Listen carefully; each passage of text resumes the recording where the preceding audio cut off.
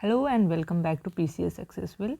So after a long time I am uploading a video on current affairs. So कुछ लंबा break हो गया था कुछ पर्सनल रीजंस की वजह से and it's really tough to upload a video every day but I am trying very hard. अगर आप चैनल पे नए हैं तो चैनल को सब्सक्राइब लाइक एंड शेयर ज़रूर करें. Okay so let's begin. So the first one for today is Russia withdraws from Black Sea Grain Initiative. So रसिया ने ब्लैक सी ग्रेन इनिशिएटिव से विड्रॉ कर लिया. आगे बढ़ने से पहले इस न्यूज़ का हम थोड़ा सा देखते हैं कि ब्लैक सी रीज़न ये हुआ ब्लैक सी, ठीक है, ओके. एंड ये यूक्रेन है, ठीक है. Ukraine, Russia, UK and Turkey के बीच में ये Black Sea grain initiative sign हुआ था, okay. So under this initiative ये ओडेसा पोर्ट है, ओके. यूजनी पोर्ट है, यहाँ पर आप देख सकते हैं. So and one more port, it's name is Chornomorsk, okay. Chornomorsk port, वो भी यहीं इसी रीजन में है, okay. Somewhere between Odesa and Yuzhny, just below Odesa you can mark here as Chornomorsk port, okay. So all together these three ports यहाँ से grain supply की जाएंगी यूरोप में. सो जब रसिया और यूक्रेन का कन्फ्लिक्ट स्टार्ट हुआ था फरवरी 2022 में, सो उसके बाद यूक्रेन के पास काफ़ी मात्रा में अनाज का ढेर जमा हो चुका था, ओके. सो जो ये अनाज है ये यूक्रेन एक्सपोर्ट करता था मेनली यूरोपियन कंट्रीज़ को, जैसे स्पेन हो गई, ओके, नीदरलैंड्स, कोरिया, जर्मनी, ये लोग जो मेजर इंपोर्टर थे यूक्रेन के ग्रेन्स के, ओके. इंडिया को भी मिला था बट मोस्टली 4% शेयर ही जो यूक्रेन का एक्सपोर्ट है उसका 4% ही इंडिया के पास आया था. सबसे ज़्यादा मात्रा में स्पेन, नीदरलैंड, कोरिया जो हाई इनकम कंट्रीज़ हैं वहाँ पर यूक्रेन एक्सपोर्ट करती थी. वहाँ पर खास करके जो साउथ अफ्रीका के कुछ कंट्रीज़ हैं वहाँ पर एक तरह से फेमिनिन की सिचुएशन पैदा हो गई थी यूक्रेन से ब्लॉक होने के बाद एक्सपोर्ट ग्रेन्स की. कौन कौन से ग्रेन्स मेनली यूक्रेन एक्सपोर्ट करता है, तो कॉर्न सबसे ज़्यादा एक्सपोर्ट करता है, फिर वीट हो गया, सनफ्लावर हो गया, बार्ले हो गया, ये सारे ग्रेन्स यूक्रेन एक्सपोर्ट करता है. सो देखते हैं थोड़ा हम इसके बारे में, okay. So Black Sea grain Initiative was an agreement between Russia, Ukraine with Turkey and United Nation. So United Nation और टर्की के साथ यूक्रेन एंड रसिया का ये एक ग्रेन इनिशिएटिव था. पर्पस क्या था? To mitigate food inflation caused due to conflict in Ukraine. So Russia Ukraine conflict के कारण जो फूड इन्फ्लेशन की सिचुएशन मेनली यूरोपियन कंट्रीज, वो जो रीजन है जहाँ मेनली जो ग्रेन सप्लाई होता है एंड अफ्रीका ऑल्सो, वहाँ पर काफ़ी फूड इन्फ्लेशन की सिचुएशन पैदा हो गई थी, okay. So under this agreement export of grain, food and fertiliser, so along with grain, food and fertilizer will be allowed to resume from Ukraine via safe maritime humanitarian corridor. So एक humanitarian corridor यहाँ पर बनाया गया including port of Odessa, Yuzhny and one more port, Kormorsk, okay. So all together these three ports, okay, sorry, so Kormorsk, Odessa and Yuzhny, these three ports, okay. So ये तीनों ports को एक humanitarian corridor की तरह develop किया गया और यहाँ से यूक्रेन पोर्ट से ग्रेन सप्लाई किए जाने लगे. सो फूड इन्फ्लेशन को कंट्रोल करने के लिए बेसिकली ये इनिशिएटिव लिया गया था, ओके. तो अभी रसिया ने विड्रॉ कर लिया. Turkey and United Nations are still into this agreement. वैसे भी ये एग्रीमेंट जो था वो एक्सपायर करना था सितंबर में, बट अब ये अक्टूबर तक यूके ने इसे जारी रखा. But now Russia has withdrawn from this and let's see what further goes into this, okay. So coming to the next one, C-295 aircraft, okay. So ये एक C-295 एयरक्राफ्ट जो है ये सिर्फ यूरोप में पहले बनता था. कहाँ? मेनली स्पेन में, ओके. सो अब क्या है कि इंडिया ने भी इसका एक मैन्युफैक्चरिंग यूनिट वडोदरा, गुजरात में इस्टेब्लिश किया है, ठीक है. इसका फाउंडेशन स्टोन पीएम मोदी ने अभी रखा है. C-295 transport aircraft. सो अगर क्वेश्चन हो कि C-295 है क्या, सो C-295 is a transport aircraft, okay. Transport aircraft और इसका मैन्युफैक्चरिंग यूनिट सेटअप किया जा रहा है वडोदरा, गुजरात में. सो C-295 ये जो ट्रांसपोर्ट एयरक्राफ्ट है, पहले इंडिया यूज़ कर रहा था Avro 748 planes, okay, for transportation of troops and cargo logistic during war, okay, from one place to another place, okay. So अभी C-295, अब C-295 का जो मैन्युफैक्चरिंग इंडिया में सेटअप होने जा रहा है, ये यूरोप के बाहर भी पहली बार हो रहा है, ओके, इसका manufacturing unit setup, and also first time in India, ठीक है।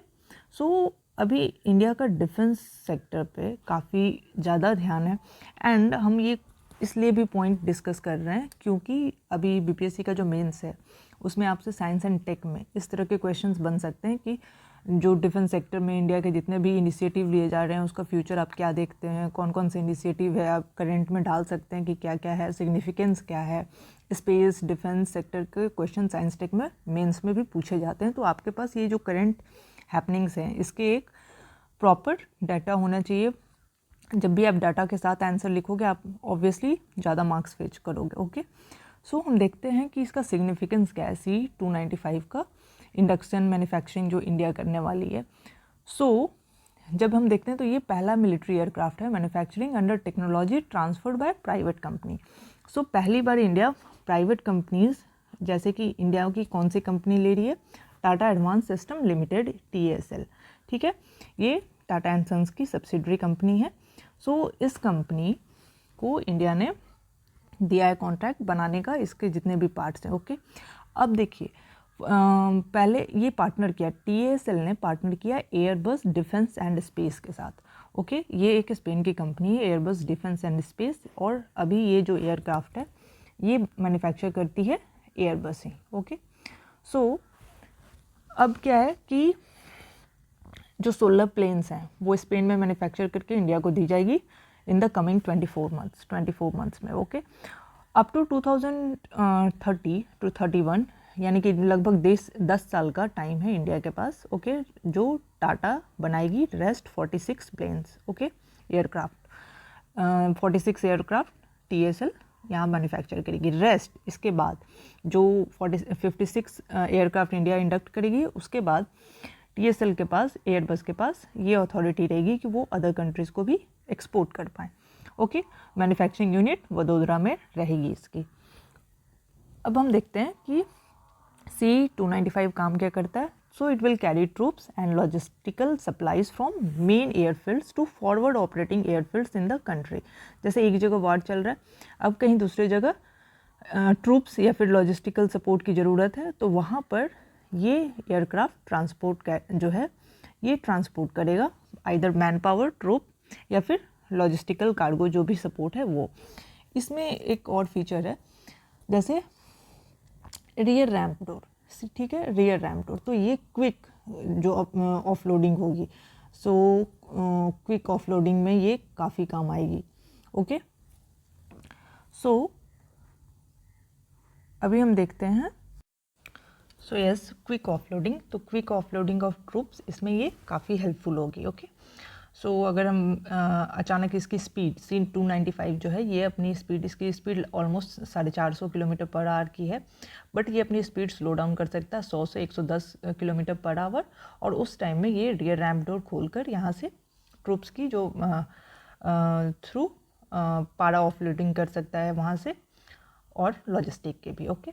सो सितंबर 2021 में इंडिया ने ऑलरेडी साइन किया था 21,935 करोड़ का डील, 21,935 करोड़ की डील साइन की थी Airbus Defence and Space to procure 56 C-95 aircraft. So 16 Spain से बनकर आ रहा है, अगले 24 महीने के अंदर में इंडिया को मिल जाएगा, प्लस 40 TASL मैन्युफैक्चर करेगी इंडिया में, ओके। ये रिप्लेस करेगा जो एजिंग एवरो 748 प्लेन्स है उसको। सो अभी इसके इंडक्शन से इंडिया को क्या क्या फ़ायदे हो सकते हैं, क्या सिग्निफिकेंस है इसके इंडक्शन के। तो पहला तो एम्प्लॉयमेंट जनरेट करेगा एरोस्पेस इकोसिस्टम में, प्लस इंडिया का जो हम देखते हैं कि स्पेस एंड ये सब सेक्टर में 2% की कंट्रीब्यूशन है, इंडिया काफ़ी वर्क कर रहा है उसके ऊपर कि हमारा शेयर जो है वो इंक्रीज़ हो ग्लोबली, ओके। सो अब जो PSU जनरली ये सारे काम करती थी इंडिया में डिफेंस सेक्टर में, बट अब प्राइवेट प्लेयर्स को भी मौका दिया जा रहा है। सो सेकंड है to boost the aerospace ecosystem by employing several MSME। अब इसमें जो भी पार्ट्स वगैरह लगेंगे उसके लिए बाकी MSME की भी हेल्प ली जाएगी इन मैन्युफैक्चरिंग, और इससे बहुत लोगों को रोज़गार का मौका मिलेगा। काफ़ी लोगों के पास बिजनेसेस, नए अपॉर्चुनिटी डेवलप होंगे एमएसएमईज के पास काफ़ी। सो ये एक पॉइंट हो गया, ठीक है। और प्राइवेट कंपनी का रोल जो है वो काफ़ी महत्वपूर्ण हो जा रहा है। प्राइवेट कंपनी को टोटली चार्ज दिया गया है इसको मैन्युफैक्चर करने के लिए। सो इस तरह से जो प्राइवेट प्लेयर्स हैं उन्हें अच्छा मौका मिल रहा है डिफेंस सेक्टर में, मैन्युफैक्चरिंग में। ओके, अब नेक्स्ट देखते हैं। सो नेक्स्ट है Chennai based defence and aerospace technology electronics solution provider Data Patterns. So Chennai based Data Patterns has received Raksha Mantri Award for Excellence for 2021 and 2022. So Raksha Mantri Award मिला है Data Patterns को, and Data Patterns को ये award मिला है किस field में? Best innovation in the medium scale industries. Medium scale industries में बेस्ट इनोवेशन के लिए रक्षा मंत्री अवार्ड दिया गया है डाटा पैटर्न्स को। So for what work? So Data Patterns put forward its development of the Precision Approach Radar (PAR), which assists military aircraft to land spacely in the context of poor visibility due to adverse weather conditions. Okay, so Precision Approach Radar के लिए ये award मिला है Data Patterns को। So also Data Patterns is the first private company in this category to receive a रक्षा मंत्री award. Next देखते हैं। So Government of India for the first time hosted the special 2-day meeting of the UNSC Counter Terrorism Committee. So UNSC का जो counter terrorism committee है उसका first time India ने host किया है। 2 दिन के लिए इसे होस्ट किया गया मुंबई एंड दिल्ली में। कहाँ पर? मुंबई एंड दिल्ली में। और ड्यूरिंग दिस साइन किया गया है दिल्ली डिक्लेरेशन। दिल्ली डिक्लेरेशन क्यों साइन किया गया? To counter the use of new and emerging technology for terrorist purpose. यहाँ पर जो काउंटर करने के लिए दिल्ली डिक्लेरेशन इसे अडॉप्ट किया गया न्यू दिल्ली में, and it is named as Delhi declaration. Okay, साथ ही अबाउट $500,000 का इंडिया ने प्लेस किया है add to UNSC CTC। Okay, next देखते हैं। Gujarat government will form committee for the implementation of the uniform civil code in the state. So अभी Gujarat government ने रिसेंट, अभी इस तरह के क्वेश्चन जब आएंगे तो BPSC ऑप्शंस हमेशा दे देती है। जैसे मई में उत्तराखंड ने भी कमिटी फॉर्म की थी to implement uniform civil code. Option में गुजरात, उत्तराखंड सारे रहेंगे। अगर आप एग्ज़ाम अगले 5 दिन में हैं और ये आ जाएगा, ऑप्शन में गुजरात एंड उत्तराखंड दोनों रहेंगे। ऐसे कंफ्यूजिंग क्वेश्चन 67th के री एग्ज़ाम में आए थे। सो गुजरात आपका रिसेंट रहेगा, तो Gujarat is the recent state to implement to form a committee to implement uniform civil code. Okay, uniform civil code, it comes under article 44 of the Constitution of India under DPSP, directive principle of state policy के under में ये आता है ये provision uniform civil code का। सो the purpose is to introduce personal laws that would apply to all citizens equally irrespective of their religion, gender, caste etc. Uniform civil code क्या बताता है कि जो पर्सनल लॉज हैं वो सारे सिटीजन पे इक्वली इम्प्लीमेंट किए जाएंगे irrespective of their religion, gender, caste etcetera. अब वो कौन से लॉ हो जाते हैं? तो लॉ गवर्निंग पर्सनल मैटर्स जैसे कि marriage, divorce, adoption, inheritance and succession, ये सारे मैटर्स यूनिफॉर्म सिविल कोड के अंडर में आ जाते हैं। So Gujarat has become the second state to form the committee for implementation of uniform civil code. The first one is Uttarakhand. So that's all for today. Hope you like the video. Video पसंद आए तो channel को like, share and subscribe जरूर करें। Thanks for watching.